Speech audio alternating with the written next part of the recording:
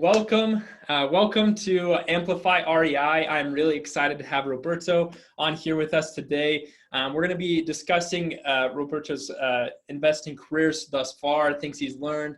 So I'm really happy on board. I'm really excited to have you on board today, Roberto. Welcome. Awesome. Thank you for having me. Yeah, of course. So I just wanted to jump right in. Like you've seen in previous episodes, I just love to get to know more about you, your history, and really how you got into investing. So if you wouldn't mind just showing one, how you got into investing, and then two, maybe why you decided to make the jump into real estate investing full time. Got it. Well, I started my investing career maybe about 2 years ago in California. I was living in Southern California and in Los Angeles. And prior to starting in the business, I was working for an alarm company doing door-to-door sales. And I used to run my own team and done that for almost 10 years of my life. I got recruited out of college. Um, and so it came to a point where I said that, I want to try something new. And I had a lot of buddies tell me, hey, why don't you get into real estate? You're really good at sales, right? And you're a Yeah. good negotiator. And but I always knew that I didn't want to become a real estate agent. So I was a little bit hesitant. And I'm like, well, is there it? And then I remember one time I said, you know what, let me look into the real estate. And I remember applying, looking through an ad. And I saw an ad in Southern California that said, hey, acquisitions manager. And then it kind of like gave a little bit about the what it entailed. And I was like, hey, I think I could do this. This sounds like really fun. When you go meet with clients and negotiate a price, and then, you get them to say yes, to sell you the home. And I remember interviewing, and it was a local company in Southern California. And when they explained to me kind of like the role of an acquisition manager, I was like, oh, I could do this. And Yeah. and Especially with that door-to-door background. the door-to-door background, yeah. And so I was really excited just to get my foot in the door. I didn't know really what I was getting myself into, honestly. Like I didn't really comprehend, what this world meant, investing, Mm-hmm. real estate investing, until I got that up, until I got into that company. And so I worked with them for a few months. I remember going out with their acquisition guy. So I was their second sales guy, acquisition guy that they hired in 2 years. And so I went to 2 appointments with him that first week, and I got hooked. I was like, wow, this is amazing. This is awesome. Because, we were driving to properties, looking at properties. And really all you really did was just like, build rapport with these families and really find out what's going on and how you could provide value to them. And then I was like, this is what I got to do. This is awesome. This is amazing. But I remember I didn't really understand what an ARV was, or how to like, Mm-hmm. how to like get the figures. But I knew that there was something here that I wanted to do, long term. And that's really Yeah. how it started. That's fascinating. So most people in the real estate investing world don't actually start out as working for someone else. Usually Yes. they were in some form of career and then just made a shift, or they started doing it on the side themselves. And then they're like, okay, I actually want to do this full time. So it's really fascinating to me that you actually were in an industry and then you went on to just another job working for someone. And I'm sure you got a lot of training on hands learning throughout that process. But yeah, I'm sure. So just, I actually come from a door-to-door background as well. I sold pest control and home insulation door-to-door. So I believe everyone should have to do it at least once in their life, because you Yeah. can learn more about people and sales in such a short amount of time, probably faster than any other type of experience. So I can see how that immediately shifted when you went into, talking to people about buying their homes. You're already comfortable in the space. You're already comfortable being in people's homes. And from there, it was just learning the language and finding different solutions for people. So do you feel like that background really helped you Oh to just yeah. make this shift? I feel like it was unfair for some, because I actually having that background, I feel like it was more of my schooling, right? Mm-hmm. I put the grind for so many years, and I know what it means to be in, sitting at the kitchen table with the families. And, the way I saw this is just a different product, right? And a different Yeah. service. But they all have the same objections, the same, things that they go through when they're trying to sell something or buy something.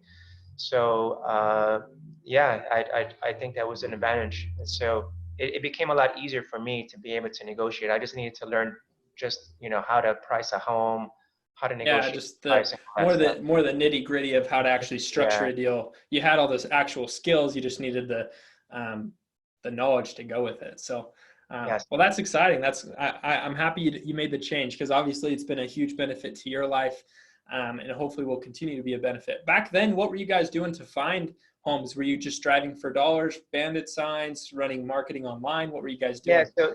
So the company I worked for back then in California, they were doing mailers, right? So they were sending Mm-hmm. out mailers every single month, and then they also were doing driving for dollars, or they were also doing um, pay per click, clicks. Yeah. Mm-hmm. So people will come into their website, and so normally I would just run appointments. They would have appointments ready for me because they would invest so much in marketing Mm-hmm. that Every sales guy's dream. every sales guy's dream. Yeah, I was literally just running appointments, and we had really a lot of success. In that quarter that I did it with them, their numbers just went up, drastically. So I was able to see the process and put a lot of contracts, people on the contract that Mm-hmm. made me believe like, hey, I think I could do this business on my own. But I remember at that time, I wasn't ready to really go on my own. But I knew that one day I wanted to do that. But I didn't really know the operations or any of that. But I just knew like, oh, well, if this is all it means, it's just sitting with the family, I know I could do that. So Yeah, yeah, like the actual part of the technician part of the job, you're like, oh, I'm all in. So what finally switched? Because now you're full time, right? This is all you and your partner do. yeah, so fast forward to the present. I just moved from LA about 14 months ago, and so I did that gig for a short time because I ended up moving to Boston to be closer to my family. I wasn't thinking about going into real estate, right? I just came out here and took a job as an insurance agent. I remember getting my Hmm. license, and I didn't know I was coming back into this. But as I was doing that business, I remember saying, hey, I was like, I'm investing a lot of time and I'm not making a lot of money, and I'm like, what business can I get back into that if I'm investing this much time, my return on my investment of my time, it would be tremendous, the kind of money I could make. And I was Hmm. like, what vehicle can I use that one transaction could change my life? And then that's when I was like, real estate. And so I started Hmm. looking for another gig, and I was blessed to actually find another acquisition job in Boston. Okay. And so I did that from September to January of this year. Um, but then when I signed up about 12 contracts to them, and I saw the money that they made in those 12 contracts, and it blew my mind. And I was like, Yeah, wait, you're like, I need a larger piece of this pie, is what you're thinking, yeah. right? So compared to what I made, right, to what they Yeah. made, I was like, okay, I think maybe it's time for me to do this. And I remember when I mentioned that to them that I wanted to become a wholesaler, it created kind of like a conflict of interest for them that they say, Hmm. hey, you can't do that. We'd rather have you as an employee. You can do both, because I actually had suggested the idea to them to, hey, how about if I wholesale some deals to you guys? Because I already had closed 12 contracts with them in 3 months. And I was like, Hmm. hey, I want to be able to hit these financial goals. What if I sold some deals to you in the States in-house, and I still do your acquisition, but it didn't work. The model didn't work. That they said, hey, it's better off for you to go on your own. So I think I was kind of like put in a position that I was forced to exit out and Hmm. actually do it. And then that's when I decided, okay, I'm going to do it full time. Man, that's awesome. Well, good for you. That takes, I mean, obviously this is still fairly fresh. You're still in the first year of even working on your own or working for yourself, you could say. But that's really exciting. Taking that jump is a big jump. But I think for you, and that's what you're kind of saying, is it was an easy decision at that point because one, you were already killing it. Two, you just needed to, you had the skills, the knowledge, everything was out there. You just needed to actually jump out and start working and developing deals on your own. So that's really exciting. Congratulations on that. Yeah, thank you. Yeah, I did. And honestly, I'm still a baby in this business. I've only been doing the business now on my own. On the 16th of this month will be my second month in the business. Yeah. So tell me about, I know you guys hit the ground running as soon as you went, um, started working on your own. Tell me about that first deal you closed by yourself. or like not working as someone else's acquisitions manager? Yeah, and it's exciting because we're gonna close on that first deal on the 20th of this month. But so officially on the 20th of this month will be my first closed deal. But it's exciting to see the whole process. So I remember that I had to make a choice. Either I get a job or become, open my own business. So I decided to say, okay, I'm just gonna go for it. And I was like, where do I find leads? And I remember going online, and I just signed up with a company that would sell me just leads per lead. Just, I would pay just per. Mm-hmm. And I remember I invested, $1,000 to buy some leads just to start off. I was like, I got to talk to some people that are really Yeah. interested in selling their home. And one of those leads happened to be a family that wanted to sell their home because they wanted to move, to another state. But that lead, when I came and offered a cash offer in the beginning, it was too low for them. So it actually didn't work out for them, the cash offer. And so it actually had to become a listing. At that point, I didn't have a partner, so I had to go find someone. And I remember it was introduced to my partner now through a mutual friend, and he's actually a broker. So I say, hey, I got this deal. The cash offer doesn't work for them, and he's actually a flipper, right? He's been flipping homes for the last 3 years. Okay. And I say, hey, would you help me list this property? Go meet with this client and see if we could list it. So he came with me to the appointment, and we end up listing that property. Okay. So during those couple of weeks when we had a couple open houses, we brought people in, you know, we discovered through the process, because we did an inspection, that her foundation was compromised. So the home Oh, couldn't that's be not good. sold. Yeah, it wasn't good. So we couldn't sell that property to an FHA, Just a or traditional loan. conventional. No, Yeah. traditional, no. So we end up discovering that the only option she had was to sell that home to an investor, right? Because Okay. that home had to be completely, rebuilt from scratch. Okay. It had to be torn down. And so I remember sitting with her, going back to her house, and she said, "Okay, Roberto, how much do you think we could sell this home for, as is then?" And I was like, realistically, you know what, ma'am?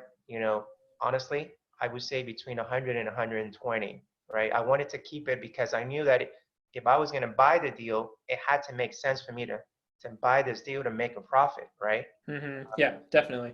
Because I mean, I knew I could buy the deal, but it had to make sense for me that and so but my margin was between 100 and 140. That was my top, but I presented it between 100 and 120. And she said to me, Rob, can you give me 140? And that's really where I wanted to be anyway, right? So I was just giving myself some room. And Yeah. when she said that, I said, great, 140, we could definitely get that for you. And I remember, and then we just signed up there on the spot, and she was so excited. And at the end, it started off as a wholesale, then it became listing, and eventually went back to. And I remember when I first gave her the wholesale price in the beginning, it was actually for more than 140. We actually had Oh, really? yeah, because my original offer was 165 cash offer, not knowing about the problems with the home. Mm-hmm. And then at the end, we end up walking with a deal, that we signed at 140,000, and then we were able to sell that deal and sign that deal to a developer that was building in that city. Oh, nice. Man, that's crazy. So yeah, that was quite the whirlwind, right? You jump out, you get all excited, finally get a deal under contract, or you at least do a listing. Then you're like, I don't even know how to do that. So you find a partner to list with, get it all worked out, and then you can't even do that. That's crazy. But what I find really impressive throughout the process is these relationships are really sensitive with these people that are going through these types of issues, right? You had obviously built a lot of rapport and trust with this person, because as soon as the listing couldn't happen, or you offered to give her a cash offer at a super deep discount, whatever it may be, she could, or they could have walked at any point, right? If you didn't fit, do you feel like if you hadn't built that good rapport with them, that the deal wouldn't have closed? Absolutely. And it's interesting that you say this, because as when you're a wholesaler, you're going in to sign, to hopefully get a deal as an investor. You're not really thinking about a listing, right? Mm-hmm. But I knew that if I was going to get into this business, I wanted to have several options to be able to provide clients. And even though her home, we had priced it at 250,000 in the market, at 2% fee, right? Because as a realtor, you make 2%. It's not a lot of money compared to a wholesale deal that you're gonna make more, right? But Mm-hmm. I still treated her like VIP treatment, like it was $1 million home. And I think she Yeah. said that we care enough that we gave her that treatment, no matter what, how much, the amount we were gonna make, that she saw that through the whole process. And at the end, when she said, hey, she knew that only an investor could buy this property. She didn't have to think about anyone else, because when I say, hey, I'll buy it for you for that price, she's like, great, let's do it. So Mm-hmm. we had built that rapport with her through all along through that process. So it literally took from the first day that it took 2 visits in the first time. So I went to the cash offer, then I brought the listing agent. We signed her up on the second, the third appointment. And then from that third appointment, it took 30 days for all that to transpire and then get a cash offer. So you see, I had Yeah. to be patient in that process. We brought buyers, we brought people, we went to the open houses, we were in contact with her. So, easily I could have given up on that deal and be like, oh, well, it's a listing, and so sometimes you just have to dig more and just be patient, because you don't know where that deal is going to come, and I think if my mentality would have been different, I would have not ever even discovered the possibility or the potential of this becoming that wholesale deal at a huge discount price. Yeah, definitely. Yeah, two big things really stand out to me throughout the process. One is patience and follow up, and then two is when you try to put the potential home seller first, and you're really looking to solve a problem and provide a service and fill their needs. Things tend to work out. So I'm seeing this as a consistency across all over the country with the investors we work with here at Amplify, but just having conversations like this, if you're really willing to help find solutions and serve the potential homeowner the best you can, things tend to work out better for you. And They do. then two, it's all about rapport, follow up, follow up, follow up. And through those combination of those two things is one, serving the client best you can, and then follow up and rapport building. Um, there are so many people looking for solutions like this that if you can fill that need and be that type of person, I mean, your success can just skyrocket. Things can really, really start to be put together. Would you agree with that? Yeah, absolutely. Yeah, that totally makes sense. Man, yeah, that's exciting. So, congratulations on the close. That's really fun. So, tell me a little bit more about the first deal you were ever a part of as an acquisitions manager. I'm sure you were maybe following or training at that time. Was there any crazy things or any stories that, or any particular closes that you remember while you were working for these other The clients? others, I remember one. I mean, to me, to be honest, I closed quite a few in the time that I worked Mm-hmm. for those different companies. But I, I remember that that I met with this couple, and her grandmother had passed away recently, right? And so Mm-hmm. I remember going into the appointment. I just wanted to be more of an kind of like a shoulder for her to, like, because she was emotional. Yeah. We never even talked about the house. It was more about, hey, what's going on about her, her death of she was remembering her grandmother, how she was, and then I discovered through that conversation that she wanted to give her mom her last wishes, which was that she wanted to move to Georgia, another state, and she didn't want to wait, right? Until she got really sick, Yeah. died, and I'd be able to grant her that wish. So I was able to ask her questions and find out, why are you selling the house? And she said, well, this is the reason I want. I want to move there, and I need to move there by a certain time. And I said, great. And then she showed me around, and I remember I was I was just listening, and she just opened up to me. And then I asked her, Hmm. so let me ask you something. How many people have you talked to? She's like, you're number three. So I was the third investor that walked into her house, and then I Wow. and then I asked her, okay, so let me ask you, why didn't you sign up with number one and number two? Yeah. And then she said, well, and then she said in detail, well, number one, his price was too low, and then he was saying number two, uh, you know, we I needed $6,000 more. And I was like, and then I was like, what? You just needed $6,000 more and you weren't able to close because of that? She's like, yeah, I just needed 6,000 more. And I remember doing my numbers. I was like, so Mrs., I'm going to say in this case, Mrs. Smith, I can't remember her name at this point. And I was like, so $6,000 more is going to help you get to where you need to be. She's like, yes. And I remember giving her like a pamphlet of who we were. And she was so impressed about the pamphlet because they had like pictures of before and after. And she says, you're the only person from the three folks that came that actually gave me a pamphlet of your company. It showed the before and after, right? And then I was able to negotiate and give her the 6,000 that she was missing. And I said, so if I'm able to do this for you. At the end, she ended up signing up with me. And I asked her, why did you sign up with me? And she said, because, you listen. She said, you gave me what I needed, right? Which was just the extra 6,000. And she's like, Mm-hmm. you were the only one that gave me that pamphlet from all three of them. And I thought that was really cool because it really showed who you really were, that your company is solid. And she signed on the spot. So Wow. it was really cool because, the odds of winning that when you have two other buyers, you just never know, like, if you're going to get it or not. But that was one of those experiences. Wow, that's really neat. Yeah, I mean, we really are helping people as investors, and if you can kind of put your ego aside and just focus on that, you can really help solve some serious solutions. So that's awesome.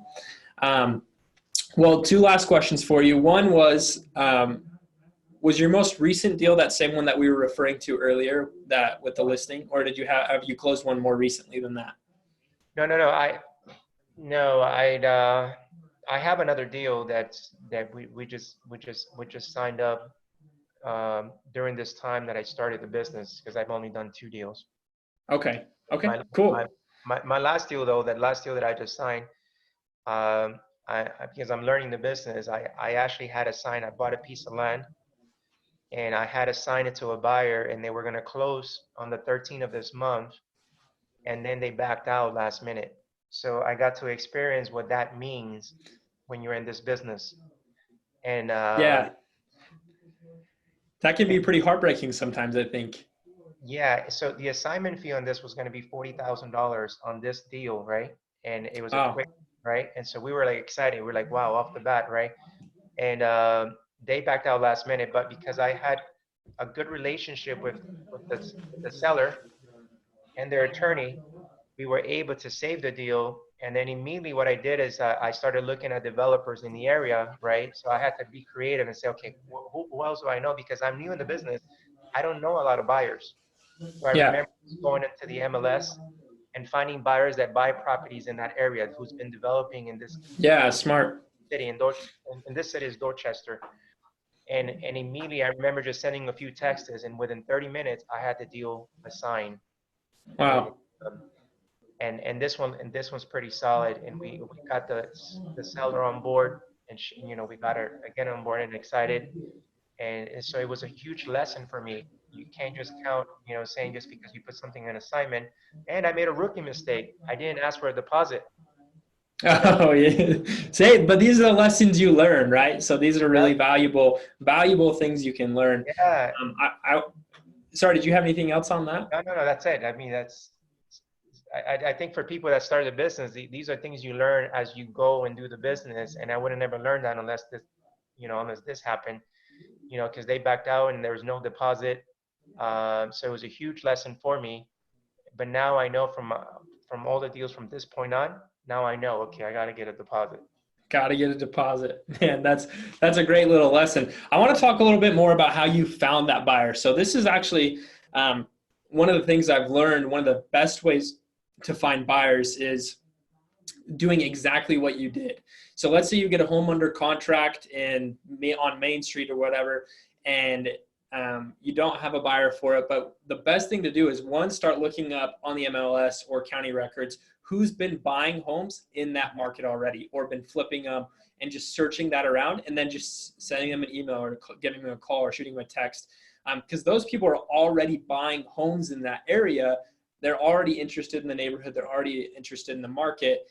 They're starving. They're already looking for it. So if you can find and identify those people, they're easy buyers. They're people that are already buying, and they'll fit your criteria really well. So that's a great tip that not a lot of people know about, but should be No, doing more they often. should be doing it often. And to share a little bit of the success, it could have looked as it was an adversity. You could look at you could look at it as like, oh man, this is happening to me now.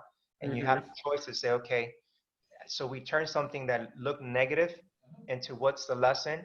And it's funny because I was like, man, I'm gonna make, split that with my, we're gonna make 40,000 in this assignment as a rookie, with my partner. I said, this is awesome, we were already celebrating. Yeah, I'm It was, sure going out to dinner, buying some drinks, yeah, it was whatever like it is. but it was a way to humble us, but at the same time to learn something. But we took that, where we felt like, oh man, we lost this one. We went from 40,000 assignment to 90,000 assignment with Whoa! the new buyer. No way. That's Yes, crazy. Man, so yes, that I'm sensing that as a pattern with you in your life, that you find some adversity and you have one or two choices, right? When you face adversity. One, go down, curl up in a ball, call it quits, whatever it may be, or two, learn from it and get better. And I'm sensing this pattern specifically with you, and I think a lot of people can learn this from you, is to pick yourself back up, dust yourself off, and learn from the mistake, and then just make it better. make it better. So Yes, yes. that's And really impressive.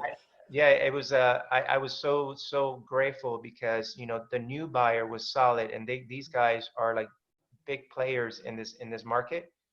That's And good. That's a great connection to make. it was a great connection to make. And I was like, and when we lost the deal, I remember like with my partner and I were talking. He's like, man, I can't believe we lost this deal. And I said, you know what? I remember saying this. That's the best thing that could have happened to us. Nice. And I remember when you go with that, that mindset that you look at bad things as like, hey, this is the best thing that's happening to us. It opens doors for creativity because now you focus on finding a solution, right? Than getting caught up on the like, oh man, this is happening to me. Why, and I think that that's part of being an entrepreneur. You gotta ride the highs and the lows, and it's Hmm. how you respond to the lows that determines your success. As you move forward in this business. And so I took it as a grain of salt. I say, okay, what do I learn from this? And that's what's actually driving me to say, hey, I want to do this even more. And when you talked about a little bit about how did I found this deal, I remember when I started this, I had first of all, I didn't have a lot of money to start investing in this business.